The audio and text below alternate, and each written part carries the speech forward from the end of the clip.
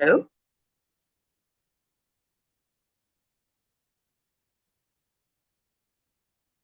Hi, good night.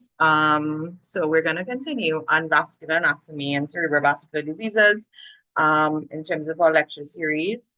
As you guys know, we've done quite a bit. This is really the final series of talks to round it up in terms of vascular disorders. We should cover most of vascular disorders today, and then next week we'll round up with our angio-occult vascular malformations, right? So we'll get into it. So really, when we talk about vascular malformations, that designation really encompasses a number of what we refer to as non-neoplastic vascular lesions of the central nervous system. And the types in particular would be your arteriovenous malformations, your cavernous malformations, cavernous telangiectasias, as well as your developmental venous anomalies. And of course, you have others, such as your direct fistulas and your mixed or unclassified angiomas, right? So in terms of your direct fistulas, what you want to appreciate here is this is not a malformation. It's literally your arteriovenous fistula. And it can literally be single or multiple dilated arterioles that connect directly to a vein without that particular nidus that we're going to see. I mean, they have a low incidence of hemorrhage and they tend to be usually amenable to interventional neuroradiological procedures, sorry.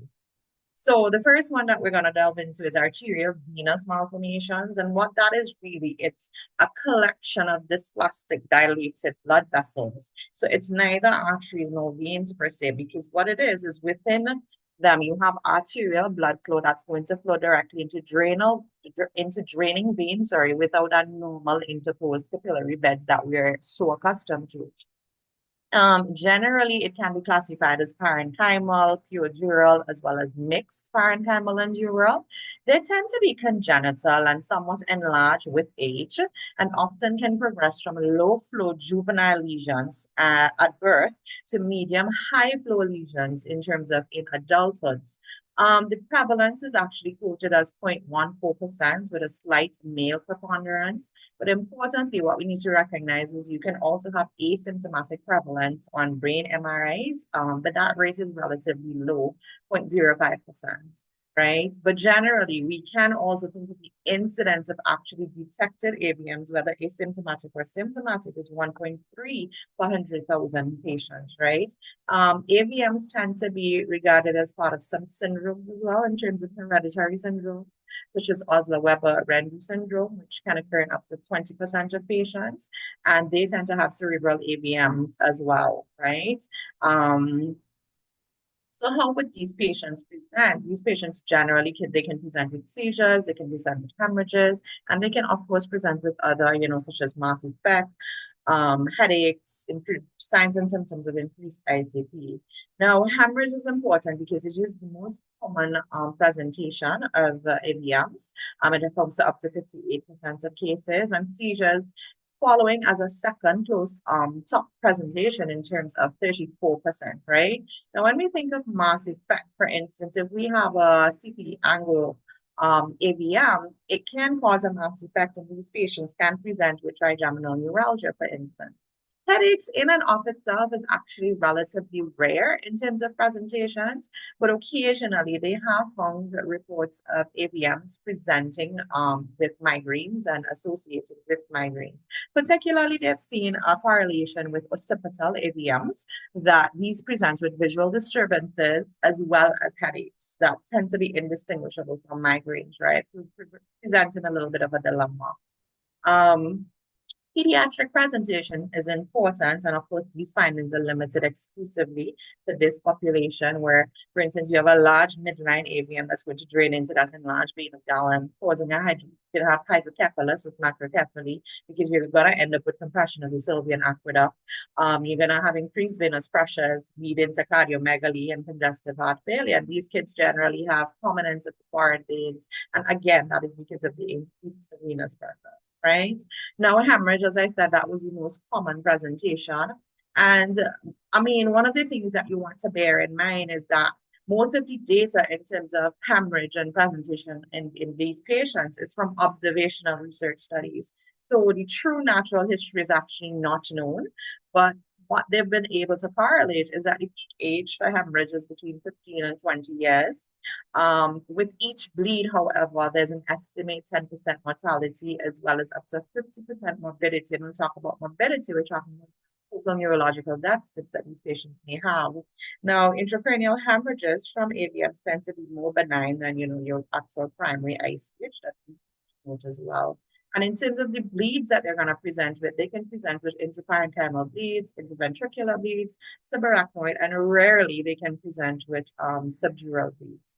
Most cases, up to 82% of cases, they're going to present with intraventricular bleeds, right? And it tends to present, some of them, you can actually have an intracranial hemorrhage as well as an intraventricular bleed as well. And the subarachnoid hemorrhages that you see in this population tends to be due to a rupture of a feeding artery aneurysm, which we would see that we have our feeding arteries with our AVMs, right? And like I said, subdurals tend to be up. So they present with hemorrhages, but what exactly contributes to the risk of hemorrhage in this population?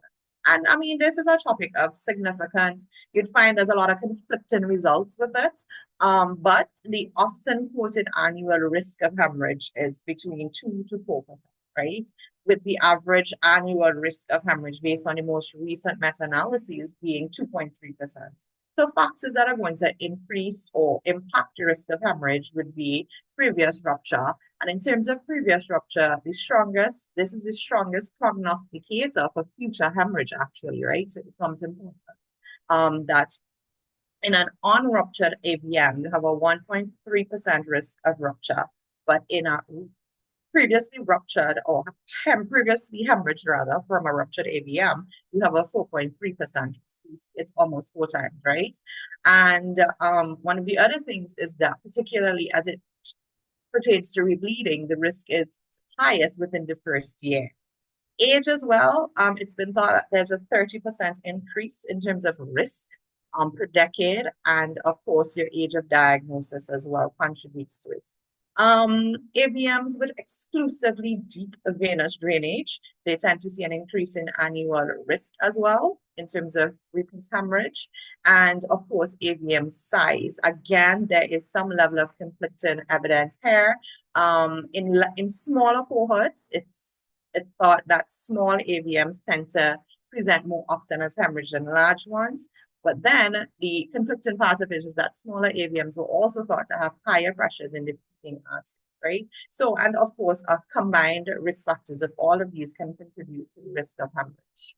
So, like I was explaining to you in terms of deep venous drainage and not deep venous drainage, if the nidus is deep, right, we see that, and you had a previous hemorrhage, we see that the rates in terms of hemorrhage goes as high as 14% versus if it's no previous hemorrhage, 3%. And again, if it's in the deep venous drainage system, between 8 to 34.4%, right? So that's important to recognize. There was actually a calculated lifetime risk of hemorrhage in these patients where they correlated it with age at presentation as well as the life expectancy, and that the life expectancy they would have gotten based on life insurance companies. And in essence, this was really, and like I said, your annual risk in terms of lifetime risk of hemorrhage. But what we need to remember in all of this is that the risk of bleeding, in essence, in this subset of population, you're going to assume a constant risk of bleeding, ignoring influences of previous bleed, AVM location, changes in risk in terms of ages and aging and pregnancy. So this is just a table to kind of guide us in that regard in terms of when we're counseling our patients. Seizures, we did note that these patients can present with seizures. The mechanism is generally unknown, but the accepted correlation is that the younger the patient at the time of diagnosis, the higher the risk of developing convulsions, right? And what they've also noticed is that AVM features, like if they're in the temporal region, if they have cortical involvement, if they have a nidus diameter of greater than 3 centimeters, it's tend to be associated with an increased risk of seizures. And of course, what they've also found is patients presenting with hemorrhages have a 22% risk of developing epilepsy in 20 years. And this has been validated in, right? And again, just to show you, outline the risk of seizures in AVMs, the younger population like we said, there was a higher risk in terms of what they've seen with seizure development, up to 44%, versus in the 30 to 60-year age group, you had a 6%. All right. So there is a correlation between AVMs and aneurysms. So up to 7% of patients are going to have with AVMs would have aneurysms. And what is important is that 75% of these aneurysms would be located on what we call the major feeding artery to the nidus, right? And that is more than likely because of the increased flow. So, and these aneurysms are actually classified into 5 types, right? Where you can think of them as in grade 1 to 5, one being proximal on the ipsilateral major artery or the feeding artery to the AVM. 2 being proximal on the major artery related but contralateral to the AVM. 3 being distally on the superficial feeding artery.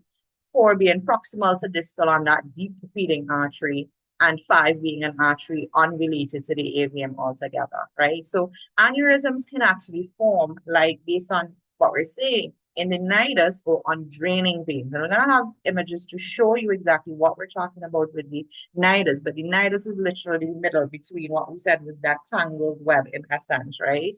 And what's important is that, of course, we're going to have varying imaging modalities to provide, information as to how we're going to proceed, right, in terms of these patients, right?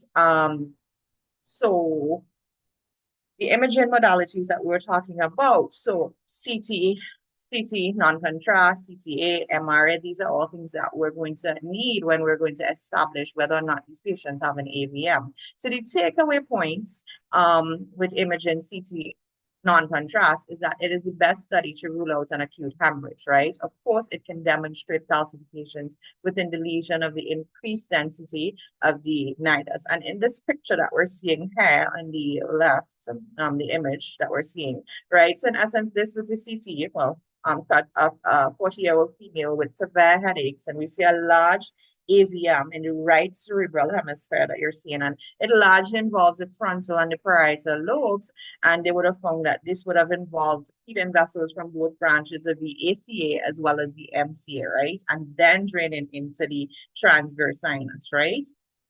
I mean, CT non-contrast, in this case, it has over 90% sensitivity. It can miss some, but of course, if you add a contrast CT, it's going to show enhancement within the vessels and, of course, delineate that nidus that we're talking about, right? CT angio, of course, it's an excellent, in terms of resolution, it has excellent spatial resolution. It's fast, it's minimally invasive, it has fewer contraindications than MRI or MRA, right? And in this particular CTA that we're seeing, this confirmed this is a nidus again that we're seeing the presence of a left temporal arteriovenous malformation, which seems to receive the vast majority from the left MC. As you can see, it is dilated here, right? So, and of course, when we watch that image, the drainage tends to look superficial over the temporal lobe and going into the transverse and sigmoid sinus, right? MRI, like we would have just said, MRI again is we're going to, sorry, right, MRA, sorry. Again, this is another image of your right frontal paramedial arteriovenous malformation, and it was thought that, again, that this is because of a right branch of the anterior cerebral artery that was running in the interhemispheric fissure, right? And what is important to note, except with MRAs, is that that time of flight in terms of getting the contrast bolus in tends to be a little bit more limited in detecting smaller vessels when we're talking about MRAs, right? Imaging. In particular, this is another one that I just want to show you some images of. This was a 50-year-old male who presented with a cerebral arteriovenous malformation.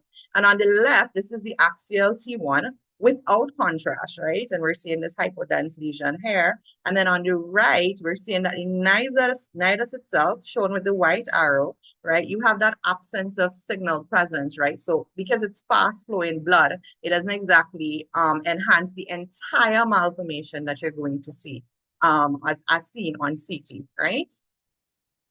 And again, all three of these are T2 weighted images. Again, the left is showing you that nidus of a malformation with signal absent inside, right? In the middle one that we're seeing here, we see coming across a dilated right um, middle cerebral arch, which is feeding the nidus, right?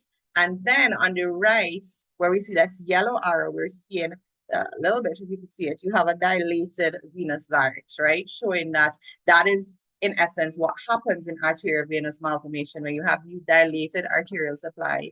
There's nothing in between in terms of connections, and then you have the venous drainage, right? So in terms of characteristics on MRI, some of the things that you're going to look for is what is called the flow void on your T1 and T2 weighted images. You're going to look for your feeding arteries, your draining veins, all things that I've mentioned before. They're also going to tell you about an increased intensity on your partial flip angle and significant edema around the lesion, which is going to indicate whether the tumor has bled or whether or not it's an AVM. You can also see a complete ring of low density surrounding the lesion. Now, when we talk about partial flip angles and all of these things, in essence, what we want to recognize and just understand is that AVMs are characterized by abnormal vascular connections, right? And you have high velocity blood flow. So what that partial flip angle on the MRI does is that it emphasizes the difference between flowing blood and static tissue, aiding in recognizing the presence of an AVM, right? And in terms of the flow void that we're talking about, is what we would have seen before, that the flowing blood appears dark, or what we described as hypodense that we previously saw, or what is called a void of signal, again, due to the high velocity blood in the nidus. And you would have seen those images, the T1 with images previous, right?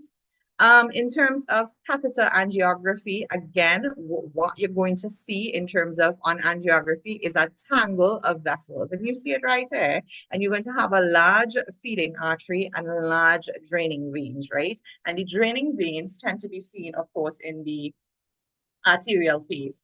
What I want to highlight at this point, however, is that there are instances, most but not all AVMs are going to show up on angiography. So you're going to see a few cavernous malformations as well as venous angiomas that may not necessarily show up on regular catheter angiography. Okay.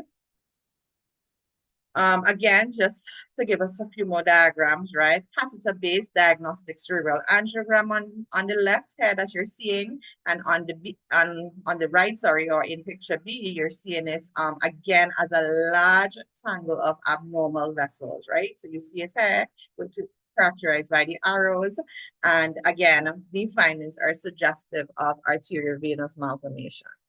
So we've done, patient has presented, we know how they're gonna present, we've sent them for imaging. What do we do next? Surgical grading scales become very important when we talk about AVMs.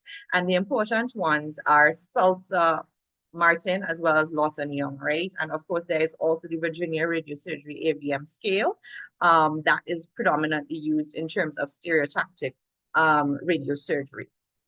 So the Spatzler-Martin AVM grade scale is really, it's widely used. It's a highly validated classification. But what it does is that it estimates the risk of surgical resection of an AVM, okay? And it is really the sum of the points that you're gonna see in this. So it's the characteristics would be the size, the eloquence in terms of eloquence of adjacent brain, pattern of venous drainage, and then we get a grade, right? And the points rate from the scale grades from 1 to 5, as I would have said. And of course, as we follow, whether it's small, less than 3, medium, 3 to 6, large, more than 6. And when we talk about eloquence of a adjacent brain, we are talking about the area that the AVM is located in, whether it's near the motor strip, the sensory strip, if it's deep, it's near the brainstem. Regarding that, then that would differentiate whether it's non-eloquence or eloquence and the pattern of drainage. Okay. Now, based on that table that we've discussed, they've published it as a 3-tiered management recommendation scheme. where Class A is grades 1 and 2, Class B is grades 3, and Class C is grades 4 and 5. And each of these, they then tell us what to do. So in essence, they said to you, well, grade 1 and 2, look, guys, we should aim to surgically resect this. In grade 3, we multimodality treatment. And 3 is really where it becomes tricky, and they tend to use the Lawton-Young scale. Because the thing with grade 3s is that you can end up with a grade 3 in several different ways, right? Because for instance, if your size, you could have a very large size that's not in a non-eloquent area, but a deep pattern of drainage, for instance, and still end up with a grade 3 versus a smaller lesion, right? So that's why you have to actually look at your size, your eloquence, and the area of the brain to determine what you're doing when you get at that grade 3 level, right? And it's important also because they've actually found that the majority of AVMs would present to academic centers as a grade 3, right? And grades 4 and 5, honestly, we're going to follow these patients clinically and repeat an angiogram every 5 years. We're going to treat them if they have progressive neurological deficits, so aneurysms identified on surveillance imaging. So the other grading scale that I would have said was the Lawton-Young supplementary grading scale, right? And again, this is a supplemented grading scale that enhances the Special-Martin scale, right?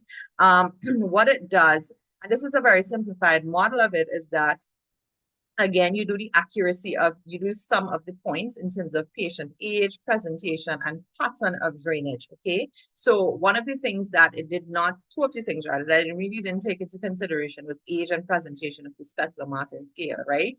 But the accuracy of the Lawton-Young scale is actually very good, and they've thought that either one, using this one was almost as good as predicting change in terms of modified ranking scale for patient outcomes, right? So in particular, like I said, you tend to use the Lawton-Young supplementary grading scale along with your Special-Martin scale, right? Virginia radiosurgery AVMs have included this for the sake of completion because it's really used to make decisions about treatment risk for cerebral arteriovenous malformations. You're assigning the patient's points based on the volume, again, the eloquence of location and history of hemorrhage. And what it was really, this scale was really designed and published as more of a practical scale to predict favorable outcomes for patients that was treated previously with gamma knife radiosurgery, right? In essence, based on that favorable outcome, what it did is that it helped to provide a better assessment of long-term outcomes in these patients after stereotactic surgery compared to the Special-Martin grading scale, right? So how do we go about managing these patients? So basically, there's level 2 evidence that suggests that patients presenting with non-traumatic ICH with clinical or radiologic suspicion for an underlying cause, CT angio, MRA, and catheter angiography can be useful to evaluate the AVM, all things that we've gone through. So we know that we're doing this based on level 2 evidence, right? The initial hemorrhage should be managed in accordance with the 2015 American Heart Association ICH management guidelines, meaning that surgical evacuation of an ICH should be undertaken if indicated, regardless of whether or not there's an AVM.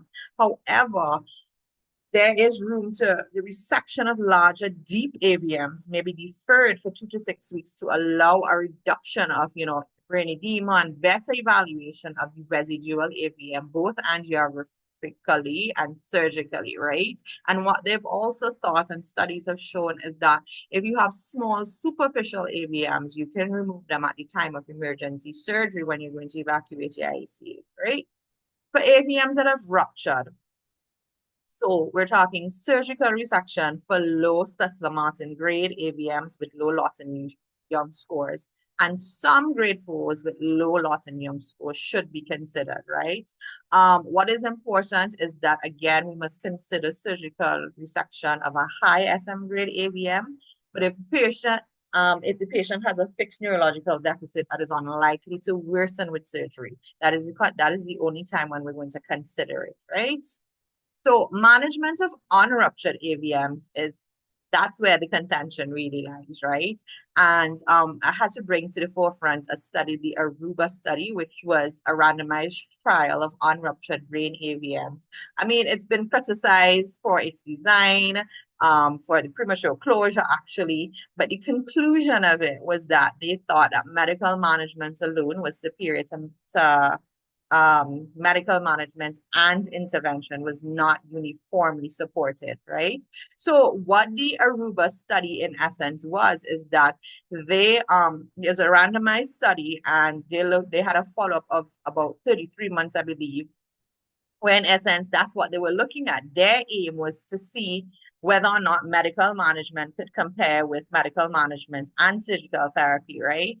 And they looked at the differences that persisted for 5 years, and it was done in 39 clinical centers in 9 countries. And it was adults who were over the age of 18, diagnosed with an unruptured brain AVM, never had interventional therapy, and were participating in clinical centers to be suitable for intervention to eradicate the lesion. That was their inclusion criteria. And again, what they found is after the extensive follow-up, they show that medical management alone remains superior to interventional therapy for the prevention of death or symptomatic stroke in patients with an unruptured brain arteriovenous malformation, right? But like I said, the data concerning the disparity in their outcomes, it was a point of contention. And what they thought is that, the risk and differences remained uncertain, and there was need for further studies on this, right? So treatment. We still believe that the treatment of choice for AVM should be surgery. Unless the surgical risk is unacceptably high, then alternative procedures may be an option, right? So like we said, for grades 1 and 2 of your SM grades, surgical excisions, right? Grade 4 and 5 have a higher risk for poorer outcomes, right? So one of the things that you want to recognize and be aware of before you do AVM surgery, however, is that preoperatively, these patients should be ideally treated with propranolol for 3 days, and that is really to minimize what they call the post-op normal perfusion pressure that has been postulated as a cause of post-operative bleeding. All right. So just to give you a quick run through of the basic tenets of AVM surgery is that you're looking for wide exposure. The whole point of it is to isolate and occlude that feeding artery before you're draining veins, right? So we would have seen it. We've seen it on the CTs. We saw the feeding arteries, like the image with the left MCA and then the nidus and then the draining veins, right? So you want to isolate and occlude that feeding artery.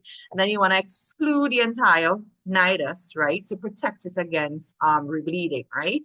And then there's also what is referred to as en passant vessels and adjacent arteries. And what en passant vessels are very dangerous, because what it is in essence is that you have this artery that has split and it has carried little branches to the nidus, right?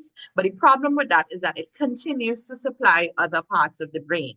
So, like the name says, en passant, if you just clip or occlude these vessels there, right? As in, you can't just clip the main branch of the en passant vessel, right? Because then you'd, in a sense, cause a stroke in the patient. So that's where it becomes a little bit more tricky, that you have to clip the branches of the en passant vessels going to the nidus and not the main artery itself, right? Then you're going to dissect directly on the nidus of the AVM. You're going to go through your sulci and your fissures. And of course, there is room in patients that are high flow on angiography to consider preoperative embolization. Lesions that supply multiple vascular territories, they may require staging, and of course, clip accessible aneurysms on feeding arteries, like we would have said before, right? Yeah, so that is just a quick overview on terms of what you're doing. It's not that simple, but that's the concept of what we're aiming to do in surgery for AVMs. Stereotactic radiation, it has been accepted for some small, deep AVMs in terms of less than 2.53 centimeters, generally done as an outpatient. You have a gradual reduction of your AVM flow. The therapeutic response is longer in terms of it takes about 1 to 3 times. And of course, during that time, the risk of bleeding is about the same time as the natural history of the disease, right?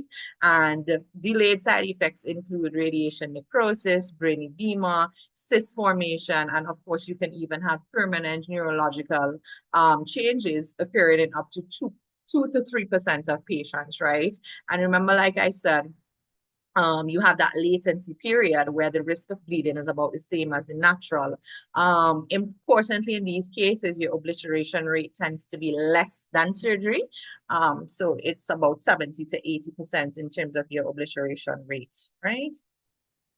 Endovascular techniques. So the aim of endovascular techniques is to facilitate surgery or steer radiography surgery. Sometimes it's inadequate by itself to permanently obliterate the AVMs, but it becomes important in terms of combination techniques that you can use embolization, like I would have just mentioned, to shrink the nidus and then do your stereotactic radiosurgery. So in essence, when we think of the endovascular techniques, we have to think about it from a facilitating surgery point of view. And remember that what we're saying is in itself, it's not going to permanently obliterate the AVM, right? And in fact, if you try to do it by itself, you may actually need to do multiple procedures or multiple rooms of trying to embolize it, right? Other considerations in managing patients with AVMs is, like we would have said, is there an aneurysm on the feeding vessels or on the draining veins? High flow, low flow, the patient's age, the history of previous hemorrhage, size and compactness of the nidus, as you would have remembered in the scales. Compactness was one of the grades as well that they looked at.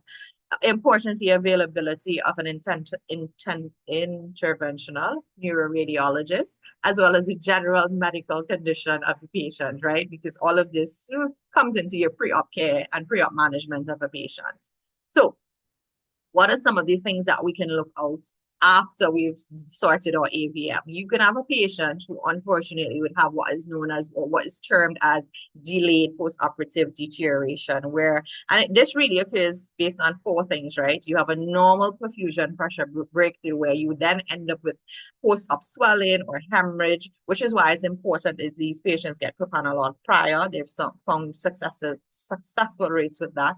You can have occlusive hyperemia because of obstruction of venous outflow from adjacent normal brain. You can also have rebleeding, right? And I mean, that concept of having that normal perfusion pressure breakthrough is really thought previously to be due to a loss of autoregulation, right? But that theory has somewhat been challenged. But they've also thought that in the immediate post-op period, the risk can be elevated by, in essence, keeping the patient dry post-op, right?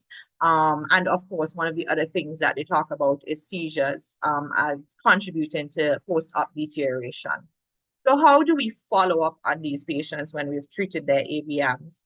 For AVMs that has been resected, you want to do an intraoperative or an early post-op angiogram to confirm, naturally, completed removal of the nidus. And of course, if you have residual nidus, you aim for a re-resection, or then you can go into your other modalities of treatment that we would have spoken about earlier. But basically, once we're satisfied that we have complete angiographic obliteration of an AVM, then follow up is with a catheter angiogram at 1 and 5 years post-treatment, right? Following radiosurgery, so that was open surgery. Following radiosurgery, imaging is required, of course. MRI or MRI is commonly repeated at 6-month intervals through the latency period.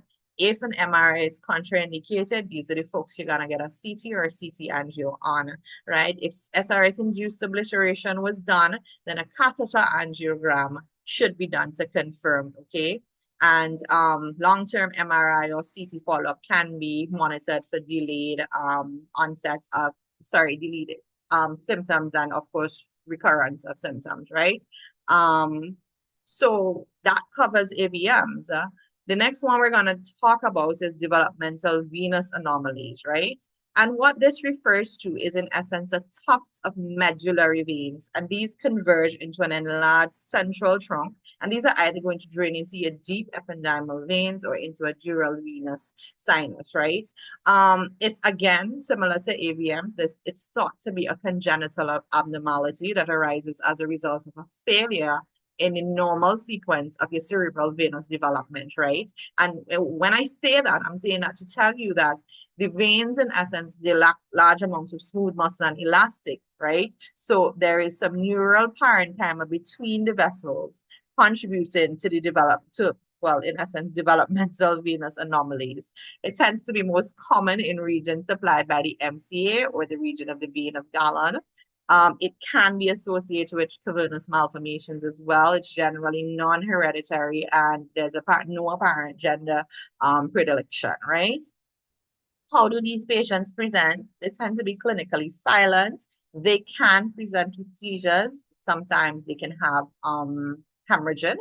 And these are the patients that sometimes have venous infarcts because of thrombosis of the draining vein. These are the patients you want to get an MRI on, particularly your T1 images or your T2 gradient echo images. And importantly, as it pertains to the DVAs, you can also, like I said, see your cavernous malformations on this, all right? So in this particular image that we're seeing here on the left is an axial cut, and this is the area of importance that I want you to zero in on. On the right is your T2 imaging, right? And these are scans from a 9-year-old child that would have presented with mild learning delay, right? And the classic findings that they describe is the veins have been described as caput medusae, right? So, I mean, if you turn your head a little bit to the left, but I'm pretty sure that you can see that it looks like what we generally tend to know as caput medusae, right? There's other terms used to describe it. I mean, they describe it as the spokes of a wheel. I mean, you could generally see the spokes of the wheel there, a spider. I'm sorry for anybody who has a phobia of spiders. An umbrella, even a mushroom, it's been described as, right? So in essence, what it is you see all of these, and then it has a long draining vein that you can see here in that in that right frontal lobe of these images, right? And again, these were just outlining again the CT, the MRI, and the axials that you're going to see. That usually an unenhanced CT or plain CT is usually negative, right? But it can show up as a hyperdense lesion, truthfully, if you have thrombosis or calcification, right? And on enhanced CT, you're going to see that wedge of veins that we just saw comprising the caput medusae, right? And of course, on your MRI scans, you could see flow voids, or sometimes it could be negative, which is important that we get our contrast scan, right? Is there a rule for angiograms in DVMs? Usually, honestly, the literature has shown that it's not necessary to make the diagnosis. Occasionally, it can be angiographically occult. So you could aim to see it. But if you do it, you are going to see the same thing, that you're going to see that in the venous space, the long draining vein, you're going to have an excessive amount of brain tissue. Because of that, in that it's theorized that venous restrictive disease can occur because of the length of that vein. And sometimes, like I said, because you can even have fistulized DVMs, you tend to have, or it may be called a mixed vascular malformations or reported as such. So how do we treat DVMs? Generally, they're not treated. They tend to be, like we said, unless they're symptomatic, right? But due to the significant risk of venous infarction, surgery for the the angioma itself is reserved only for documented bleeding or for intractable seizures that you can definitively say is attributed to the lesion, right? Other than that, then you should just leave it alone, right? So continuing, we're going to talk about dural arteriovenous fistulae. And what this is, it's a vascular abnormality in which an arteriovenous shunt is contained within the leaflets of the dura mater. And it tends to be exclusively supplied by branches of the IC or EC or vertebral arteries, right? You can have multiple fistulae actually found in, they've seen multiple fistulae in up to 8% of cases. And like the name suggests, it tends to be adjacent to dural venous sinuses, right? So the most common location is actually your transverse sinus with a slight left-sided predominance. You can also see it in your petrosal sinus, your ethmoidal, even your cavernous sinus as well, and your superior sagittal sinus, right? These are somewhat considered more an acquired rather than a congenital lesion, and the term fistula is now preferred for in these cases versus malformation, which has been used in older literature. So they comprise about 10 to 15% of all intracranial AVMs. They occur rarely in children, and when they do, they tend to be bilateral dural sinus malformations. They have a female predilection, and you generally see them in the 40 to 50-year age group, right? And even though, like you would have said, they're acquired lesions, their exact pathogenesis is not fully understood. There's been several theories, including venous sinus occlusion, including venous hypertension and thrombosis, that they thought that, that then promotes local angiogenesis and having a de novo formation of a fistula. But like I said, it's really not fully understood. Presentation, these are the patients that can present with pulsatile tinnitus in up to 92% of cases, occipital bruit, headaches, visual impairments, as well as papilledema.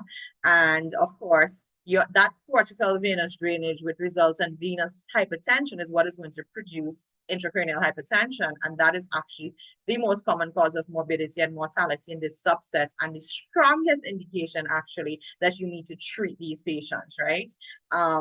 And like I said, these are some of the common presentations, but these patients can also present with seizures, cranial nerve palsies, as well as even orbital venous congestion.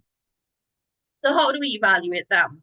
I mean, most of these, their brain CT or MRI without contrast is actually normal. So these are the patients that you want to get a CT angio on that is going to reveal dilated tortuous vessels corresponding to that enlarged arterial feeders or the ectatic draining veins that we spoke about, right?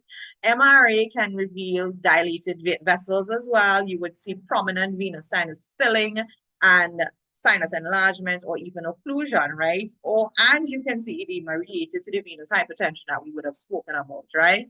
And so basically, gold standard, what we need to know is that you need to have a full cerebral angiography where you see your bilateral ICAs, your bilateral ECAs, and your bilateral GERDs to establish your diagnosis and to plan your treatment, right? Now, we're just going to touch on the classifications of DAV fistulas in the name of completion. Remember, this is providing an overview of your AVMs. So there's been several classifications that's been developed, right? But the Borden and the Cognate classification have emerged as the most commonly utilized grading schemes, right? So in your Borden classification, in essence, it's type 1 to 3. 1 being you have drainage into a dural venous sinus with normal anterior grade flow, generally thought to be benign. 2 is you have anterior grade into the venous sinus, but retrograde into your cortical veins. And 3 is where you have direct retrograde flow from the fistula into your cortical veins, causing venous hypertension, right? And how do we then say, okay, well, type 1 is benign? Is that cortical venous drainage is a defining angiographic feature that distinguishes a benign from an aggressive fistula. So bear that in mind when we talk about DAVFs, right? That cortical venous drainage is that defining feature, all right? And then it's a little hard to see, but the cognate system, which is the other system that I spoke about, is that in essence, they have type 1, right? Let's see if I can zoom a little bit. Okay, I cannot zoom. That's fine, right? But in essence, you see that anterior grade flow into your dural venous sinus here, right? And this is thought to be benign. And then you have drainage with retrograde flow, right, within the course, as you can see by the arrows here. And then type 2B and 2A plus B, again, you have that retrograde flow and then it hits your cortical venous drainage, right? And similarly, for type 2A and B, in essence, you have a combination of both, right? So the key determinant in the cognate system, again, is the pattern of venous drainage. That is the most critical factor when we're discussing these cases, right? And then there's type 3, type 4, and there's type 5 as well. And you can look these up at a later date. But these are your angiographic classification of your dural AVMs, all right? So how do we manage them? So rule of thumb, lesions with cortical venous drainage should generally be treated, right? Lesions without cortical venous drainage. So this would be now, say those with your cortical venous drainage is obviously type 3 and above based on your cognate classification. Those should be treated. Those without cortical venous drainage should be followed radiographically and clinically, okay? But there's specific indications for intervention. Like we said, presence of cortical venous drainage, neurologic dysfunction, hemorrhage, orbital venous congestion, as well as refractory symptoms, right? Or it's important to note that this is why we need to follow up patients without cortical venous drainage, because there's a small percent, up to 2%, that can actually evolve to develop cortical venous drainage. So this is why you need to follow them, because then they would prompt urgent treatment, right? So management, and again, it's just providing a brief overview. These are the patients that you're going to teach about manual carotid self-compression. Remember, we spoke about the fact that, they originate from the ICA and the ECA and the BERTs, endovascular embolization, surgery, and then stereotactic radiosurgery. All right. So in terms of manual carotid self-compressions, it's been advocated by some, but there's actually a clinical improvement rate of 33% in these patients. And the recommendation really is to start with 10 minutes once a day and gradually increase based on the frequency of symptoms, right? In terms of endovascular embolization, this can be performed transarterially or transvenous. And well, now we have the availability of liquid embolic agents such as Onyx and NDCA.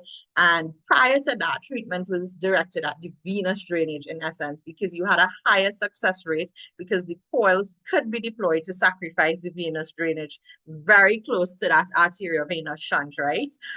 So in essence, what you had is higher results of thrombosis of the fistula, right? Because it was just a lot more difficult. What they found, it was a lot more difficult to deploy the coils across from the arterial side, right? But like I said, now we have our liquid embolic agents where, for instance, the Onyx, we can just inject and somewhat far away at a distance and push forward towards the fistula's point, okay? And in some cases, you can use a combined approach, right? Surgery can be post-embolization. There was a particular study, Pan et al., that came out that they said that they had complete obliteration in up to 55% of their fistulae that was treated with radiosurgery only. And that there were other studies that reported rates of up to 71%, truthfully, okay? And then stereotactic radiosurgery. So the surgical options for the treatment of these include, in essence, radical fistula excision, sinus skeletonization, disconnection of cortical venous drainage, ligation of the fistula's points, sinus packing, and coagulation of arterial feeders to the lesion. Now, we have to acknowledge the role of endovascular approaches, and right now, endovascular approaches have emerged as a primary treatment for most DAVFs, right? But certain fistula types are still best dealt via open surgery. And what they found is that regardless of that, surgery still has been used successfully to treat DAVFs after previous or incomplete or failed endovascular treatments. And more importantly, how we want to look at it is that surgery can be used adjunctively, in essence, in a combined approach for both embolization and in particular in places where it was inaccessible by a purely endovascular route. All right. This was a paper that I just thought to bring up, the Onyx embolization for dural arteriovenous fistulas, which was a multi-institutional studies. And like I said, even though Onyx, for instance, or the liquid embolic agent is often the preferred embolic treatment for cerebral dural arteriovenous fistulas, there's really not been a lot of literature to evaluate the performance of it, right? But this study would have looked at 146 patients that were primarily embolized with this liquid agent, and mean follow-up was about 2.5 years. And what they found is that they had complete obliteration in 80 of these 146 patients, which is roughly translates to just about 55% of your patients after initial embolization, right? And what they used as predicted non-obliteration was presence of flow symptoms, in essence, presence of an arterial feeder, and what the conclusion of this study was that in this multi-center study, they had satisfactory performance of onyx as a primary DAVF embolic agent, right? They did find that the tentorium did remain a little bit more challenging in terms of location for embolization, right? And that you had fewer complications around the transverse sigmoid sinus junction. So to round up, we're just going to touch on a few side topics in essence, but important nonetheless. Vein of Galen malformation, where it's really, you have an enlargement of that great cerebral vein of Galen, and it's congenital. It tends to develop before the 3 months embryo stage. It tends to be secondarily due to high flow from adjacent deep parenchymus AVMs. And remember, I would have spoken about pediatric AVMs before, where we did talk about the presentation was going to be they can present with hydrocephalus, they can present with congestive heart failure, they can present with breeze as well, right?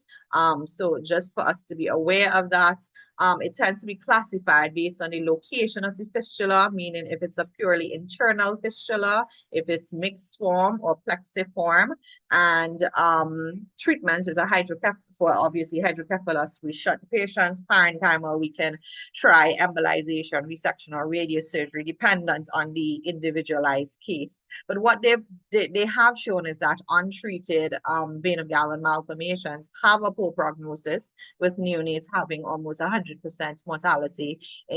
When they're under a year, in essence, it carries a 60% mortality and 7% major morbidity, right? So obviously in this subset, the pediatric patients, they tend to be in a poor medical condition and limiting, your efficacy of your operative treatment. And that's why your treatment options is going to include embolization of your main feeding arteries. But importantly, prognosis tends to be poor in this subset. Carotid cavernous fistula, there's two types. There's type A and type B. Type A, you have a direct high flow shunt between your IC and your cavernous sinus. It can be traumatic or it can be spontaneous. In terms of your traumatic also includes iatrogenic, and in terms of iatrogenic, we're talking post an endovascular procedure. Indirect tends to be dural, and there's under type B, you have type B, C, and D, and type B tends to be from your meningeal branches of your ICA, type C from your meningeal branches of your ECA, and type D from both of them, right? How are your cavernous? How are these going to present? They're going to present with orbital or retroorbital pain, chemosis, pulsatile proptosis, ocular and cranial bruit, diplopia, pupillary dilatation, as well as some of them can, of course, they'd have increased intraocular pressure, as well as some of them can present with subarachnoid hemorrhages, right? And we could see here, they tend to have, in this picture that we're seeing, well, you can't see you see the enlargement or engorgement of the vessels in the eye, rather, right? And this is why they come out with their orbital and their retroorbital pain.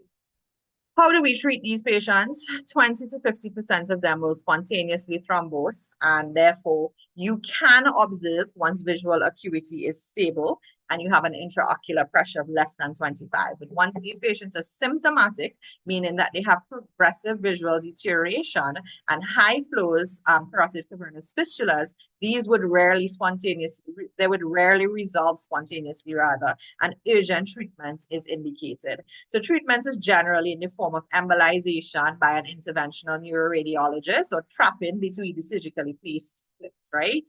And like I said, there's hard indications for treatment: proptosis, visual loss, cranial nerves, cranial six palsy, intractable bruit, and severely elevated pressures, right? So the point is that even if normal ocular motility can't be achieved in the affective eye, we'd like to try to preserve vision, because like I said, even though you would not be able to get back that full motility, it may reduce your diplopia, right? And of course, you have things where patients can be provided with things like frosted eyeglass lens, which would help to eliminate the diplopia and help to maintain peripheral vision to some extent, right?